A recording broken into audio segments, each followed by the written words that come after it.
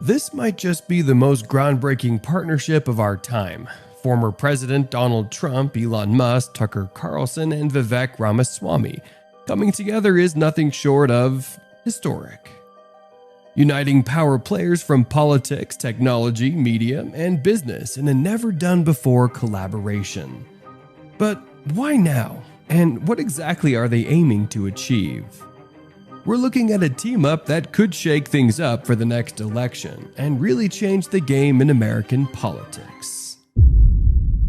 Let's talk about the players in this game. First up, we've got Donald Trump. You know him, the guy who went from building skyscrapers to attempting to run the White House, all while promising to, quote, make America great again. Then there's Elon Musk, the real-life Tony Stark behind SpaceX and Tesla, always one step ahead and flipping the script on what we think is possible. Tucker Carlson's in the mix too. The entertainer who's not afraid most of the time to say what he thinks on TV every night, making waves and sparking debates across the country. And last but not least necessarily, Vivek Ramaswamy, the brainy entrepreneur who's now stirring up the political scene with some big ideas about getting back to what makes America great, in his opinion. We've got a team of what some people feel are Avengers-like of leadership, innovation, and talking points, all mixed up with some serious brain power. But why are they teaming up now, and why is it causing such a stir? First up, let's talk about Elon Musk and Donald Trump. These guys are always in the news, and this time Elon, the guy taking us to Mars and making electric cars cool, and Donald Trump, the master of stirring the pot in politics, are working together. Just imagine the possibilities: space missions with an American flag waving higher than ever, or green energy that boosts the economy like never before. We're talking about a mix of ideas and action that could really change the game, making the future look a whole lot different. Jumping back into the action, we've got Elon Musk and Vivek Ramaswamy making headlines as the Iowa caucuses passed. Elon Musk, the visionary behind SpaceX and Tesla, has officially thrown his support behind Vivek Ramaswamy. Musk attempted to make a bold prediction that Ramaswamy was going to outperform the current polls in Iowa, despite what the numbers were showing. However, we now know that that prediction did not turn out to be correct, as Vivek Ramaswamy withdrew his candidacy. The endorsement came through on social media, where Musk didn't hold back, expressing his confidence in Ramaswamy's ability to exceed expectations. Now, why does Musk's backing matter? Well, when someone like Musk speaks up, it's not just idle talk. His support signals a strong belief in Vivek's potential to shake things up. Musk sees beyond the immediate data, betting on Ramaswamy to make a significant impact. Maybe not so much as President of the United States, but possibly as Vice President. So, what's the impact of Musk's endorsement now that we are past the caucuses?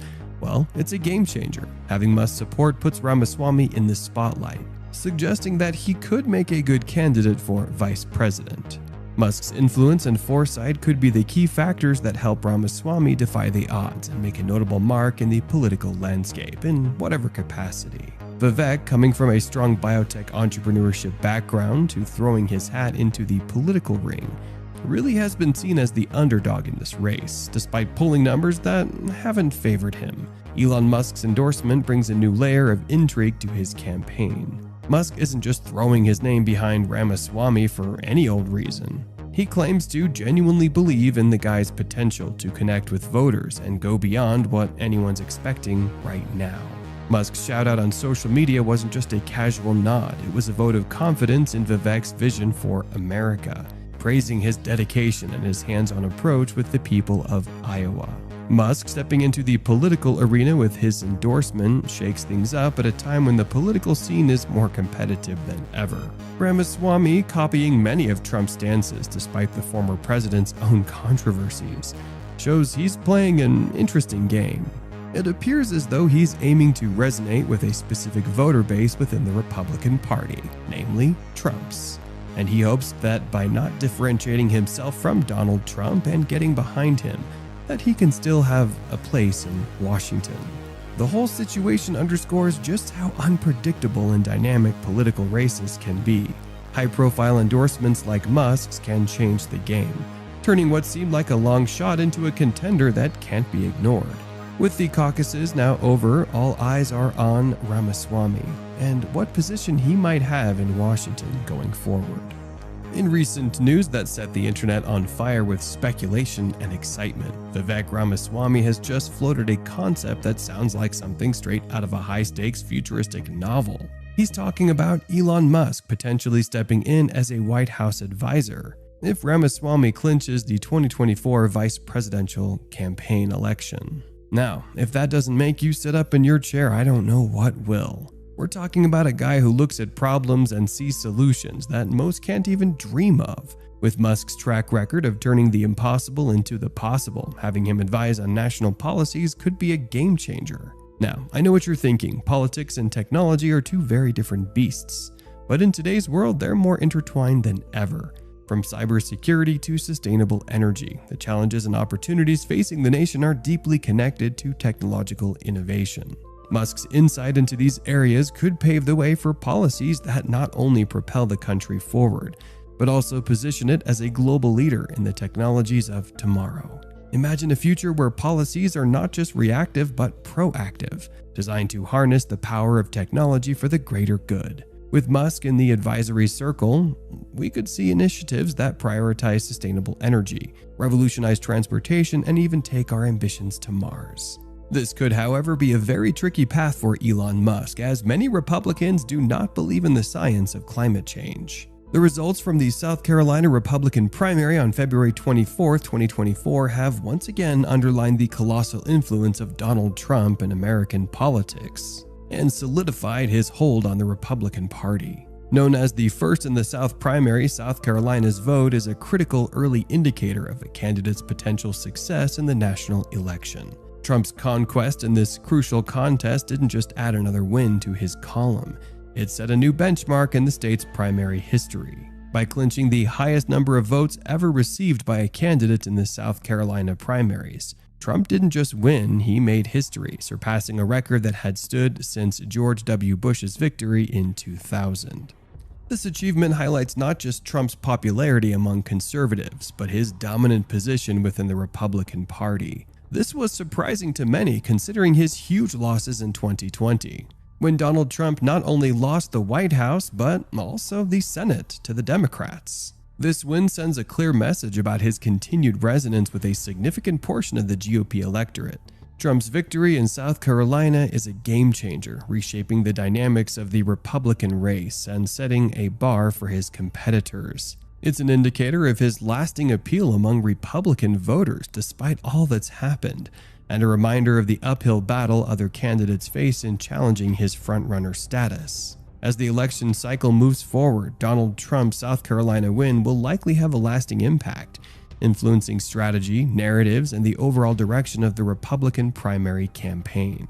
Nikki Haley, who's no stranger to South Carolina politics, having been in governorships and all, threw her hat into the ring for president back in February 2023. But going up against Trump in her home state, that was a tough battle. Even with her strong ties to South Carolina and a solid campaign, Haley just couldn't catch up to Trump's wave. When all was said and done, Trump grabbed a whopping 59.8% of the votes, leaving Haley with just 39.5% in her own state. That's a big gap. And when it came to delegates, the difference was stark. Trump snagged 47, while Haley only picked up 3 out of the 50 up for grabs. Now we gotta talk about the huge impact of former President Donald Trump, especially after what went down in South Carolina's Republican primary. On February 24, 2024, South Carolina had its big moment in the spotlight with its Republican presidential primary. This event is a big deal because it's the first in the South, and it really sets the tone for what's to come in the election season. Trump dominated in South Carolina, grabbing a win that wasn't just any win. He pulled off a record-breaking number of votes. South Carolina's Republican crowd, which has a lot of evangelical voters, tends to go for candidates who lean on the socially conservative side. Trump's ability to snag the win in 2016 and then do it again in 2024 shows he's got a special connection with this key group within the Republican Party. The results from the 2024 primary in South Carolina just hammer home how strong Trump's grip is on the party's base. setting up what is sure to be a very interesting 2024 election year. His campaign got a boost after he visited East Palestine, Ohio, in the aftermath of a train derailment, attempting to show that he stands up for those who have been overlooked. However, notably, during Donald Trump's presidency, no effort was made to fix infrastructure issues, something that would have likely prevented a train derailment like this from occurring in the first place. And regarding Trump's popularity among evangelicals, it is surprising to some that people see Trump as more religious than President Biden, despite the fact that Trump does not and has never consistently attended church, whereas President Biden attends church virtually every week.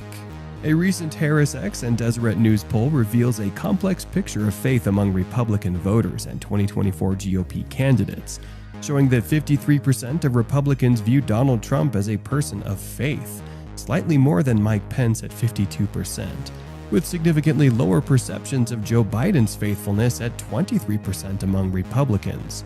The poll highlights the importance of religious identity and political perceptions, with Florida Governor Ron DeSantis ranking next in terms of perceived faithfulness among GOP candidates, followed by Tim Scott and Nikki Haley. Despite evangelical voters' less favorable view of Trump's religiosity compared to Pence, Trump's appeal remains strong, particularly in Iowa, where he leads significantly over rivals. The findings suggest a voter preference for candidates who are seen as people of faith, with religion playing a crucial role in the political landscape, despite varying degrees of public religious practice among the candidates. In the game of politics, endorsements are a secret weapon, especially when they come from big names that everyone listens to. Take Tucker Carlson backing Donald Trump for the 2024 run as a perfect example. However, this was surprising to some considering what Tucker Carlson was saying about Trump behind closed doors, where he disparaged his leadership ability and even texted this to another executive at Fox News, quote, "We are very, very close to being able to ignore Trump most nights. I truly can't wait." Let's get back to Vivek Ramaswamy, who has decided to drop out of the 2024 US Republican presidential race, mentioning a difficult road ahead. After he left, Ramaswamy publicly supported Donald Trump. Donald Trump, the man who needs no introduction, strides into Mar-a-Lago, his Palm Beach estate that's as gaudy and over-the-top as his personality, and by his side is Vivek Ramaswamy. This isn't just a casual meetup, it's a moment that screams, pay attention.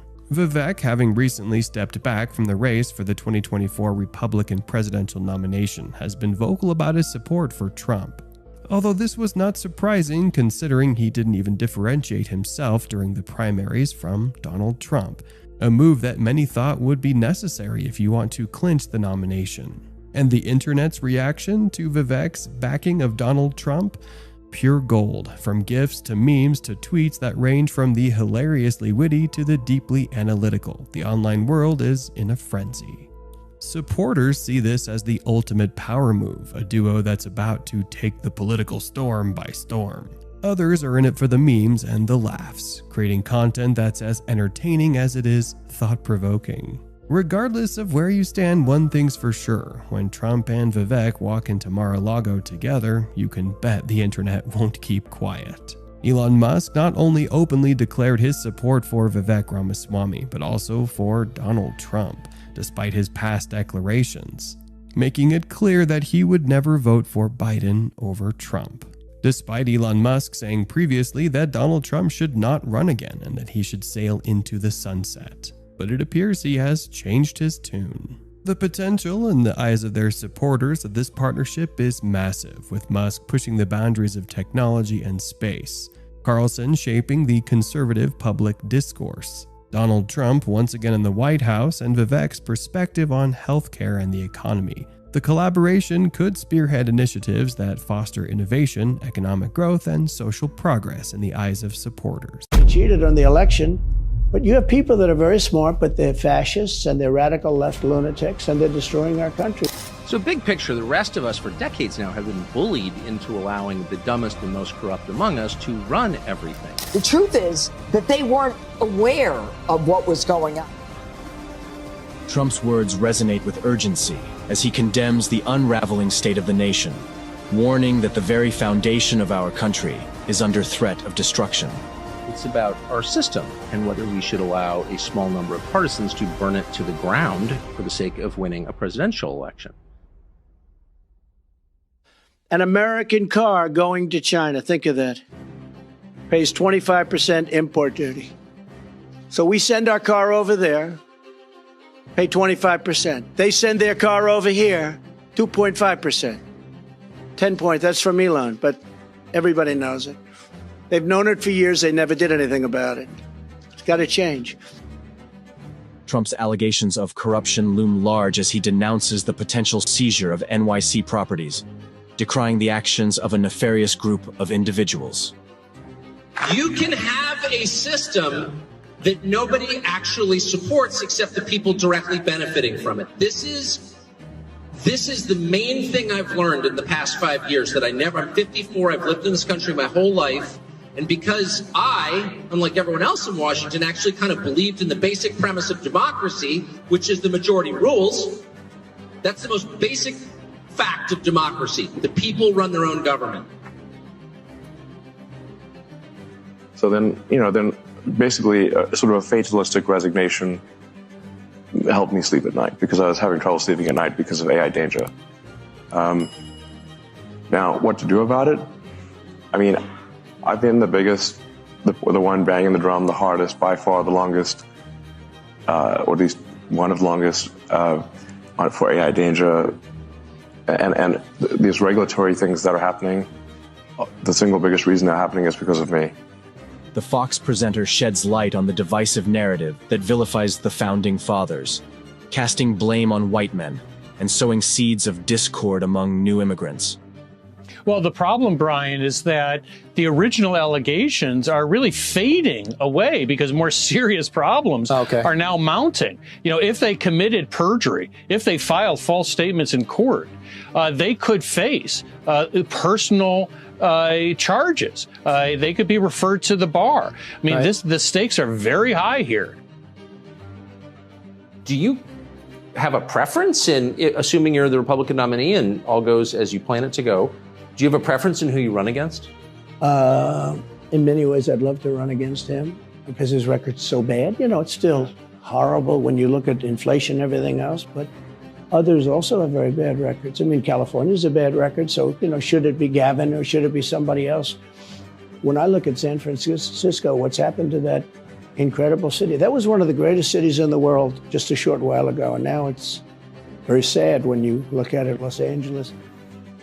Every city, practically, all the Democrat-run cities. You know, Republican-run cities are doing very nicely because they arrest people when you have, and they don't go after political candidates because they think it's good. You know, I mean, it's like been amazing. My poll numbers are the highest I've ever had, but because people understand it. Can I just ask you? That gets back to my original question. So, if the protest didn't work, you got elected anyway. Yeah. Impeachment didn't work twice, obviously.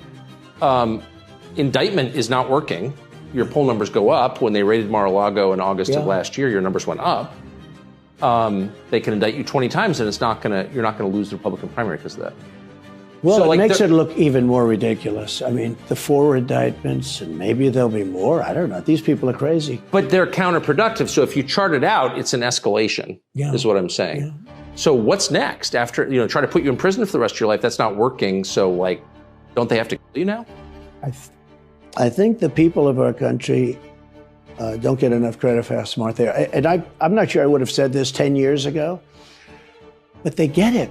You know, they really get it. When somebody gets indicted, your poll numbers go down. When somebody gets indicted, you announce, ladies and gentlemen, I'll be leaving to spend time with my family and to fight for the rest of my life on this stuff. The Fox presenter unveils a grim reality as he reveals the staggering toll of drug addiction, a crisis fueled by an open border policy under the Biden administration. So if you have a system that calls itself democratic, where the people with power prevent the population from choosing certain people to lead them, then you have, by definition, a system that is not a democracy. Again, by definition, we don't need to debate that.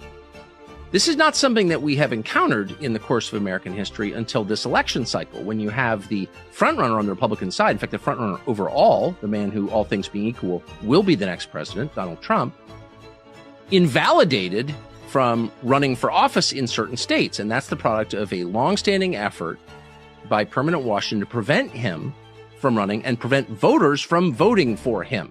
And they're doing that through the courts, as they so often do. Donald Trump is now fighting nearly 100 charges across the United States, for which, if convicted, he would spend the rest of his life in prison. Now, the first thing to know about these charges is they're not what you were promised. You were told for 4 years that Donald Trump was a world historic. And you might have sort of started to suspect that maybe there was some truth in that. Maybe he killed a building inspector in New Jersey in 1975, and the remains would be discovered in the Meadowlands. And you like Trump, but you'd have to admit, yeah, he's kind of. But that's not at all what happened. The 100 charges that Donald Trump faces right now are, with no exception at all, ridiculous. They're picayune, piddling, minor, or they're just absurd and completely made up. I think generally it would be a good idea to have some kind of AI regulatory agency. And you start off with a team that gathers insight to get a maximum understanding. Then you have some proposed rulemaking, and then eventually you have regulations that are put in place. And this is something we have for everything that is a potential danger to the public. Elon Musk emphasizes the need for regulatory oversight, likening it to a referee in a sports game, essential for ensuring fairness and integrity in technological advancements. So I think, in my view, AI is more dangerous than and we regulate. You can't just go make in your backyard. I think we should have some kind of regulation with AI. But there's a lot of other things on the table, and FARA is the most immediate. As you recall, John, when this plea bargain came down, the first reaction that some of us had was, where's FARA? I mean, the Hunter Biden's role as a foreign agent is all over these emails. I don't even understand why there's an ongoing investigation. With Paul Manafort, they had him at hello. You know, when he came in, they said, here's your FARA charge. With Hunter Biden, the Department of Justice is still noodling on this, which leaves a lot of us confused. But now you're going to have some rather interesting times ahead. He doesn't have protection on the tax issues. He just pled not guilty. And Congress is moving ahead with a potential impeachment inquiry. Trump laments the erosion of America's standing on the world stage, lamenting a decline in respect and influence unprecedented in our nation's history.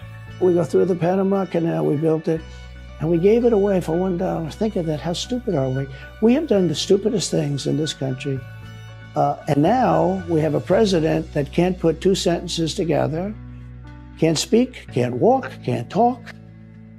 I don't think he gets to the starting gate, but these people do miracles. I mean, he ran out of his basement, and you got away with that one because so he sort of got away with it, with the all-electric cars and the windmills all over the place, which, by the way, don't work, and they're all, most of them made in China. For the most part, they're made in China. Germany a little bit, but China.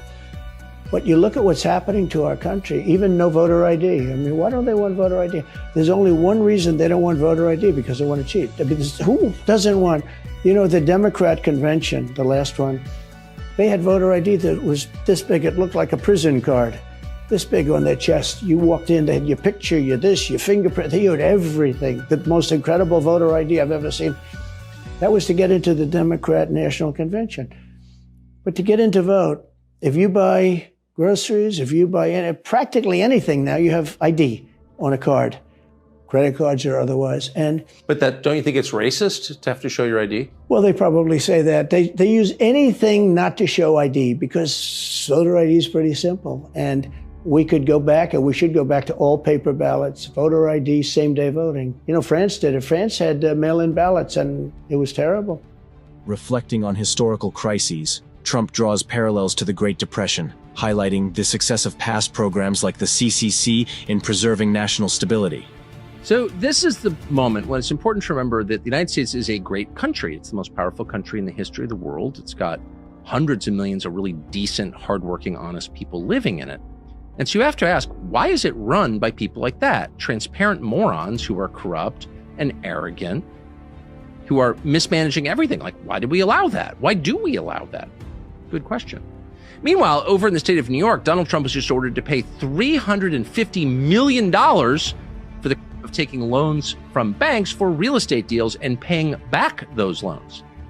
There's no actual fraud here. He paid back the loans. These are huge banks, some of the biggest banks in the world. They were happy with the terms, but the state of New York is not happy. I would prefer to, personally, I would prefer to live in interesting times. And we live in the most interesting of times. I think for a while there, I was like really getting demotivated and losing sleep over the threat of AI danger. And then I finally sort of became fatalistic about it and said, well, even if I knew it was certain, would I choose to be alive at that time or not? And I said I probably would choose to be alive at that time because it's the most interesting thing, even if there's nothing I could do about it. Amidst economic comparisons, the Fox presenter poses a provocative question, challenging perceptions of prosperity under different administrations. We now have 6 different lawsuits.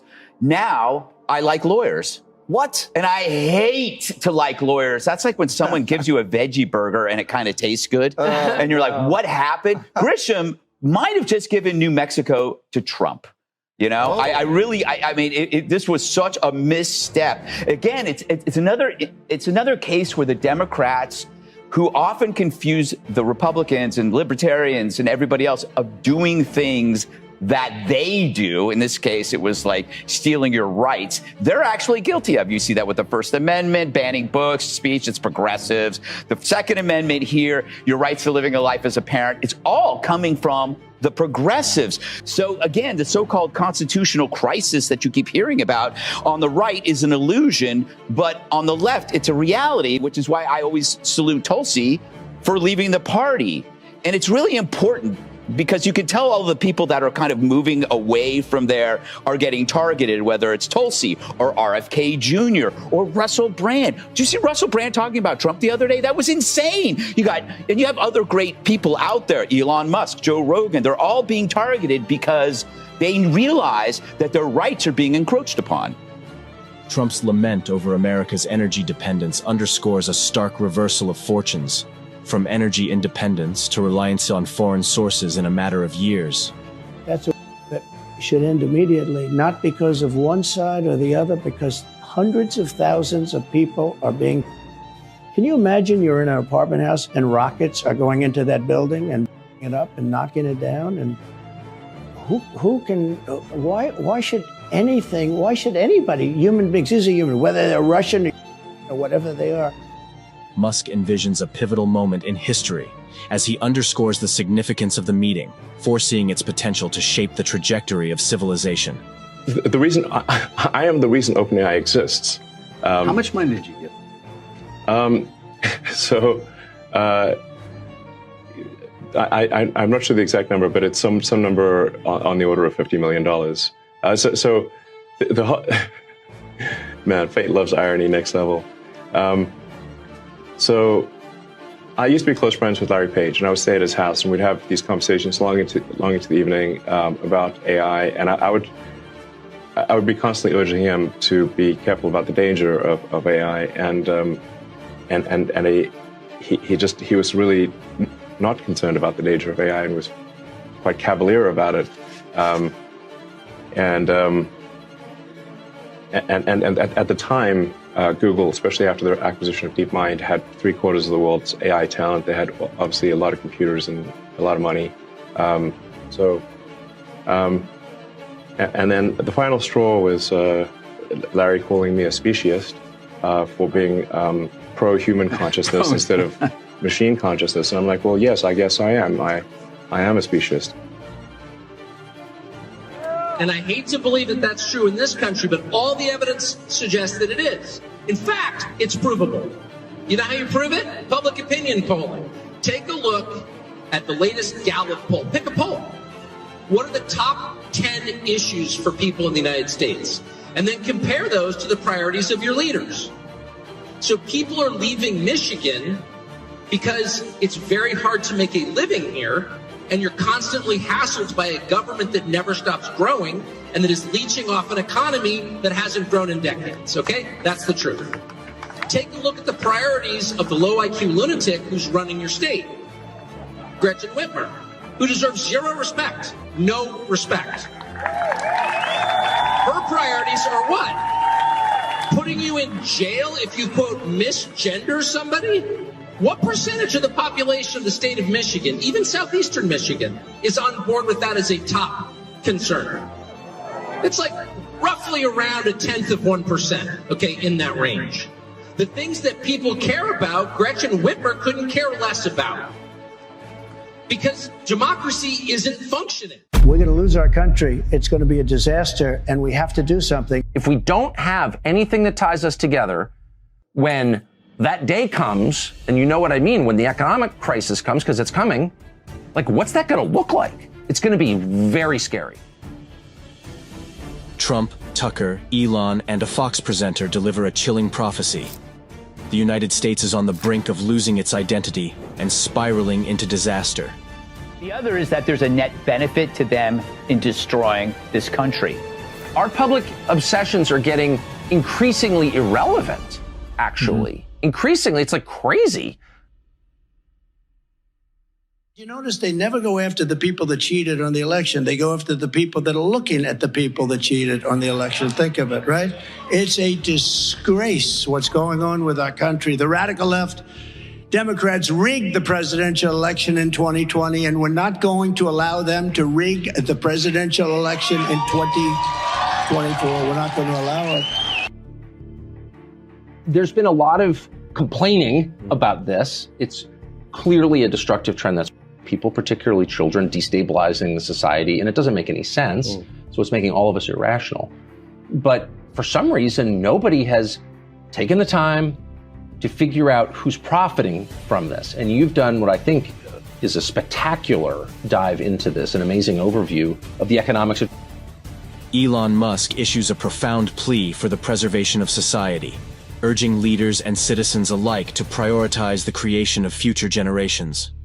And I think that perhaps my biggest advice to leaders, to government leaders, and to the people in general would be to make sure to have children to create the new generation. And I think any incentives that can be done to incent the new generation, to make it easier for women to have children and to support the children, I think would be very wise.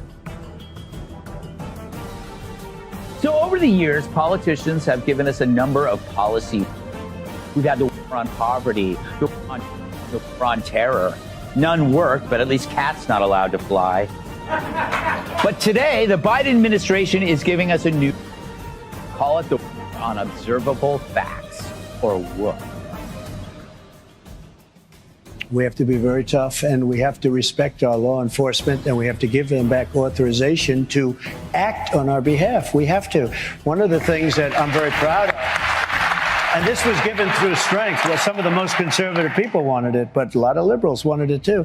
And Tim was one of the people that really was pressing, and his voice is very important to me.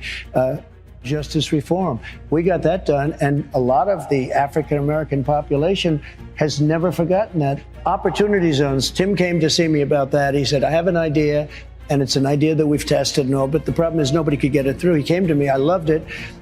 Reflecting on America's tumultuous history, the panel grapples with the complex legacy of immigration, acknowledging both its benefits and pitfalls. What does the majority of the country have in common with one another?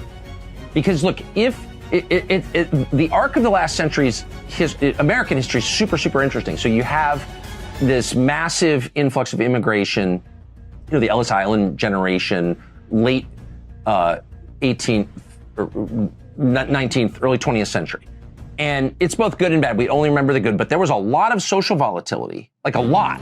Like the mayor of Chicago got in his house. It was on Wall Street, like the Wobblies, the anarchists, like the foot soldiers that were immigrants, working class European immigrants. And part of the problem was there was a lot of immigrants, and I mean, Sacco and Vanzetti, who the clerk in, is it Brockton, Mass? Anyway, it was in Mass, outside Boston. They'd been in the country for just a few years, and they immediately got sucked into radical politics. Well, why was that? Well, because they weren't kind of bought in or rooted in or hadn't been fully assimilated into American society. So then you have the First World War, and we basically shut down immigration, and we have this period of settling we're like, all Americans, let's think through our civic religion, what ties us together. And then that leads into October of 29, and you do have this national crisis, last for more than a decade, and we didn't. And we had a successful, the CCC. We had these big programs, which I'll say this as a conservative, kind of worked in keeping people fed and focused, and gave them purpose, kept the country from collapsing during the Great Depression. Recalling the resilience of the American spirit during the Great Depression, the speakers stressed the importance of unity and purpose in times of crisis. So, said for me, I think I am objectively one of the world's leading environmentalists in terms of doing things. I would say so. I'm an environmentalist who does things. I'm of action, not talk. I act. So I feel I can say, as an environmentalist, that the environmentalist movement has gone too far. And in that, in the natural extension of the environmentalist movement, if you go too far, you start to look at humanity as a bad thing. You start to look at humanity as though we are a plague on the surface of the earth, as though humanity is a bad thing. And in fact, there are some people who think and say explicitly that, in fact, there was on the front page of the New York Times, there was a guy who said, there are 8 billion people on earth. It would be better if there were none, which is crazy. A freight train packed with illegal immigrants hurtles towards the border, symbolizing the relentless tide of immigration confronting the nation. We're experiencing a major shift in our population and culture. New research shows 50 million people who live in this country right now weren't born here. They came here. Millions of them illegally. And it exploded under Joe Biden. Look at this. We've always been a nation of immigrants, but never like this. In 1970, only 10 million immigrants lived in America. Today, it's 5 times that number. Come to America and vote blue. And they're streamlining it. This is the Migrant Express. Hundreds of illegals on a freight train heading right for the border. They call this train the Beast. The illegals strap on their native flags to the train as it cuts through the Mexican desert. But they're not just coming here by train. Biden's letting illegals fly into the country also.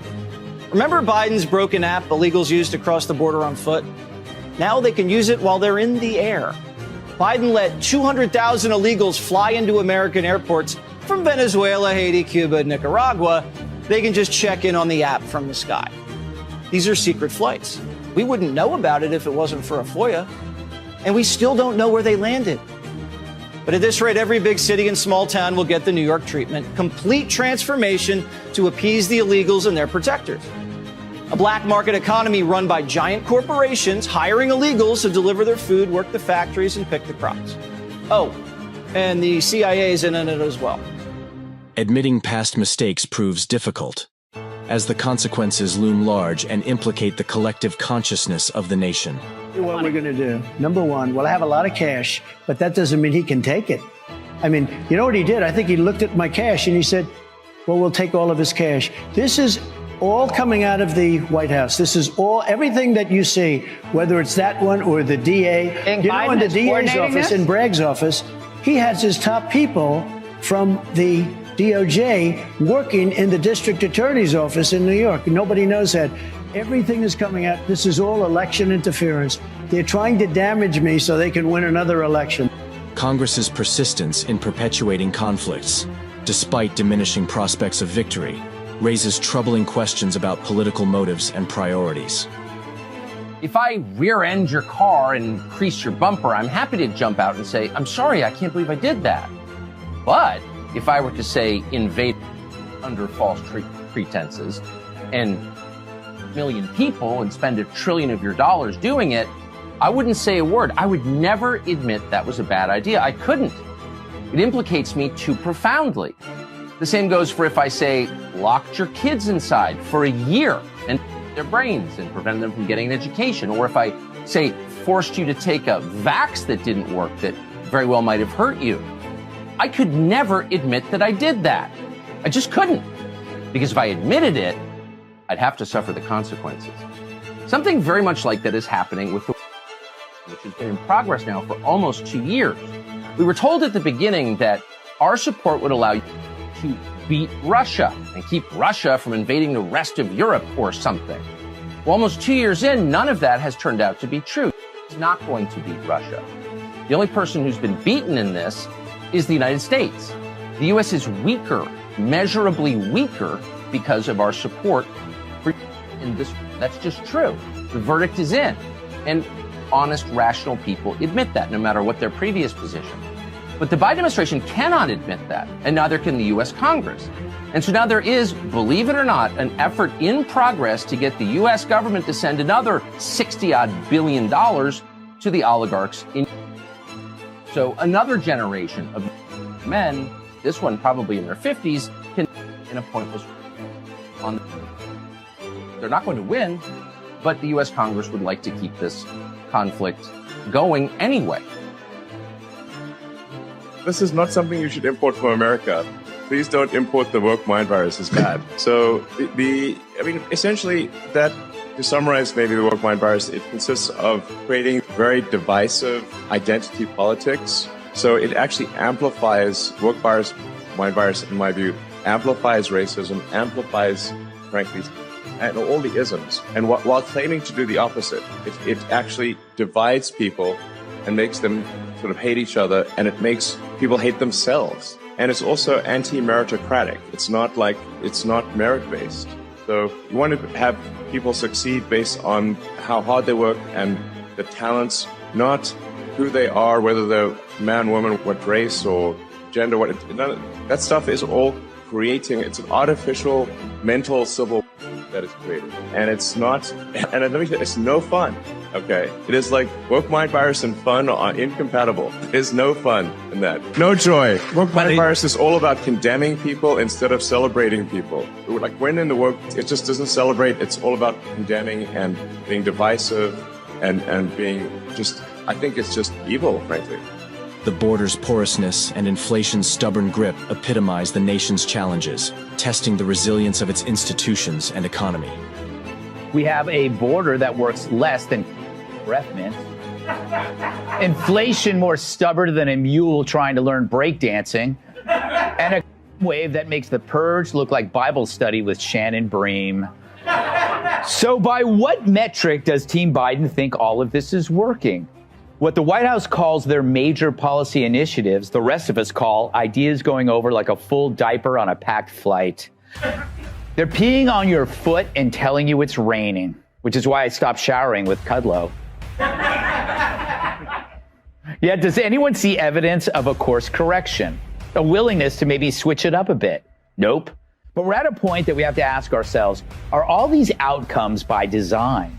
Now, I'm no conspiracy theorist, although I'm this close to proving Bigfoot was on Epstein's island. But clearly, when something isn't working and a group of theoretically intelligent people happily double down on it, there must be an explanation. And we have a few. One is the idea of fractal wrongness, the idea that your worldview is so wrong that you'll be wrong 100% of the time.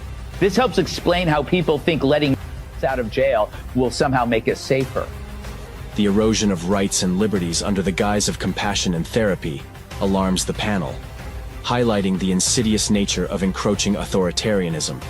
So that's kind of more diabolical than what we've seen in previous generations, and it's much more effective in a committedly polite country like Canada, because you don't know that it's happening. And because a demagogue like that, or your completely bizarre, cross-dressing prime minister,